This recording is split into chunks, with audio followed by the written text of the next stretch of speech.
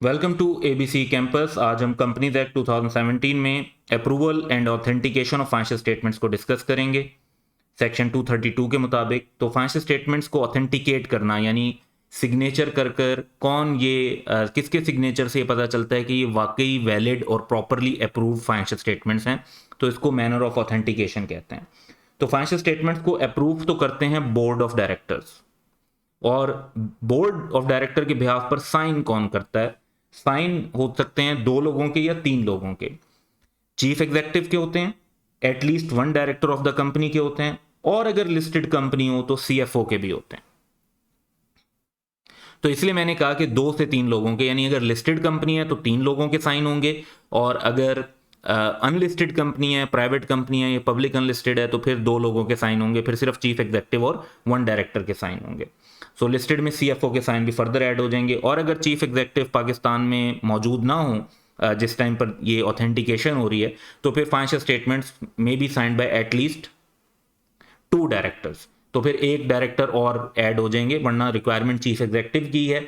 तो ये ध्यान में रखना है कि चीफ एग्जीक्यूटिव अगर पाकिस्तान में ना हो, सिर्फ इन दैट सिचुएशन दो डायरेक्टर, और अगर लिस्टेड कंपनी होगी तो सीएफओ वाला रूल तो अप्लाई होना है। फिर कुछ ऐसी कंपनीज भी हैं जिनकी तरफ से एक एफिडेविट की रिक्वायरमेंट है, सर्टेन प्राइवेट कंपनीज की तरफ से।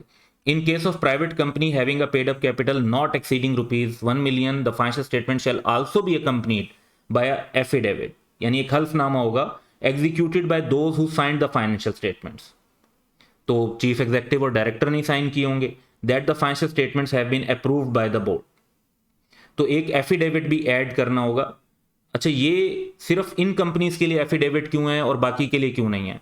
क्योंकि प्राइवेट कंपनी जिसका कैपिटल 1 million से एक्सीड नहीं करता, उस पर ऑडिट की रिक्वायरमेंट नहीं है, तो उनके लिए ऑडिट की रिक्वायरमेंट नहीं है, तो उनके लिए एक सिंपल सी एफिडेविट की रिक्वायरमेंट लॉ ने रख दी कि वो एक हल्फनामा देंगे कि वाकई फाइनेंशियल स्टेटमेंट बोर्ड ने अप्रूव की हैं। बाकी कंपनीज में एफिडेविट की इसलिए जरूरत नहीं है क्योंकि वो तो एक प्रॉपर ऑडिट के थ्रू आ रही होती हैं।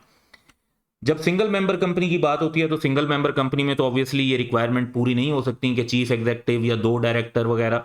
तो सिंगल मेंबर कंपनी में तो एक ही शख्स मेंबर होता है, वही डायरेक्टर होता है। तो लॉ कहता है कि financial statement of single member company shall be signed by one director, उसके एक ही डायरेक्टर होते हैं, और वो ही डायरेक्टर जब साइन कर देंगे तो वो ऑथेंटिकेटेड फाइनेंशियल स्टेटमेंट समझी जाएंगी। एक स्पेसिमेन भी आपके साथ शेयर कर लेते हैं। ये वैसे तो फाइनेंशियल स्टेटमेंट्स के देखें बहुत सारे पेजेस होते हैं, स्टेटमेंट ऑफ फाइनेंशियल पोजीशन अलग, प्रॉफिट और लॉस अलग वगैरह वगैरह। तो ये प्रॉफिट और लॉस का पेज है पैकेजेस लिमिटेड का। तो इसमें हम देख रहे हैं कि चीफ एग्जीक्यूटिव के साइन है, एक डायरेक्टर के साइन है, और सीएफओ के साइन है। तो ये तीनों साइन जो हैं वो हम नोटिस कर रहे हैं कि हमारे सामने आ गए।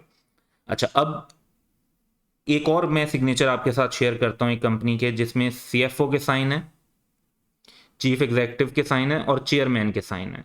तो इंटरेस्टिंगली ये भी लॉ की रिक्वायरमेंट पूरी कर रहा है, क्योंकि लिस्टेड कंपनी में चेयरमैन कौन बनता है? One of the non executive director. तो चेयरमैन के साइन भी जो हैं वो डायरेक्टर के साइन की तरह ही हैं,